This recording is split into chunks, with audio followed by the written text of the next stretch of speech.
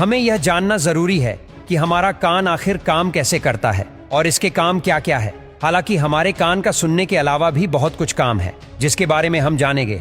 देखिए, हम सब जानते हैं कि हमारा कान हमें सुनने में मदद करता है और हम जितना भी इंफॉर्मेशन लेते हैं उनमें से 13% इंफॉर्मेशन अपने कान से ही लेते हैं, मतलब सुनकर लेते हैं। इसलिए पहले हम ये जानते हैं कि हमारा कान कैसे बना हुआ है।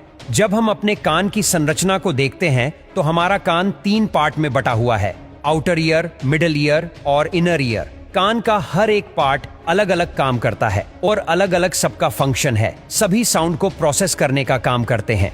हमारा जो आउटर ईयर होता है ये बना होता है पिन्ना से, जो हम अपने कान को बाहर से देखते हैं। बिल्कुल पत्ते की तरह निकला रहता है और इसी पिन्ना के बीच में एक गड्ढा सा बना होता है जिसे कोंचा या कोनका कहते हैं। और इसी पिन्ना के बीच में एक छेद होता है जो कि लगभग 3 सेंटीमीटर लंबा कैनाल बनाता है जिसे एक्सटर्नल ऑडिटरी मीटर कहते हैं।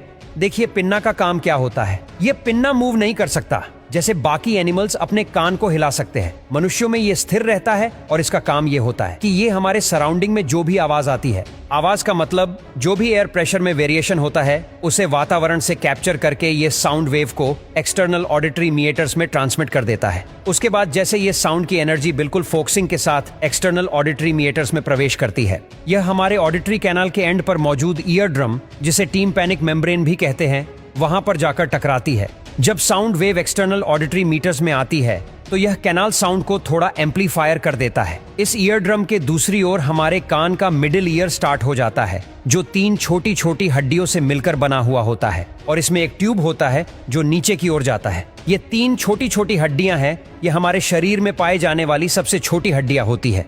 जब ईयर ड्रम बाहर से आने वाले साउंड वेव की वजह से वाइब्रेट करने लगता है तो इसी ईयर ड्रम से कान की ये तीनों छोटी छोटी हड्डियां जुड़ी रहती है। देखिए, हमारे कान के मिडिल ईयर से एक और ट्यूब नीचे की ओर निकलती है जिसे यूस्टेशियन ट्यूब कहते हैं। ये हमारे नाक से जुड़ी रहती है। जब भी हम सांस लेते हैं तो नाक के अंदर एक छोटा सा छेद रहता है जो यूस्टेशियन ट्यूब के थ्रू हमारे कान से जुड़ा रहता है, और जब भी हम सांस लेते हैं तो एयर यूस्टेशियन ट्यूब के थ्रू मिडिल ईयर में आकर यहाँ पर ईयर ड्रम पर अंदर की ओर से प्रेशर लगाती है। मतलब ईयर ड्रम पर बाहर से और अंदर से दोनों ही तरफ से प्रेशर लगता रहता है, तभी ये वाइब्रेट करता है और हम साउंड को प्रोसेस कर पाते हैं। मिडिल ईयर में पाए जाने वाला स्टेपीज हड्डी हमारे इनर ईयर से आकर जुड़ा रहता है। हमारा इनर ईयर भी 2 भाग में बंटा रहता है। एक होता है कोक्लिया, जो इसके पीछे इससे जुड़ा हुआ होता है। हमारा वेस्टिबुलर सिस्टम, जो हमारे शरीर को बैलेंस बनाए रखने में मदद करता है।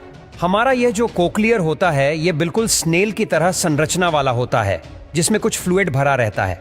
देखिए, जब ईयर ड्रम की वजह से ये तीनों हड्डियां वाइब्रेट करने लगती हैं, तब ये हड्डियां अपने वाइब्रेशन को कोक्लिया में ट्रांसमिट करने लगती है। मतलब इसके वाइब्रेशन से कोक्लिया भी वाइब्रेट करने लगता है और ये कोक्लिया भी अंदर से 3 भागों में विभाजित रहता है। सबसे पहले साउंड हमारे ब्रेन स्टेम में पहुंचता है। ब्रेन स्टेम से एक नर्व आती है। इसी ब्रेन स्टेम के पीछे यहाँ से ट्रैक पहुंच जाते हैं थैलेमस में। और थैलेमस क्या करता है?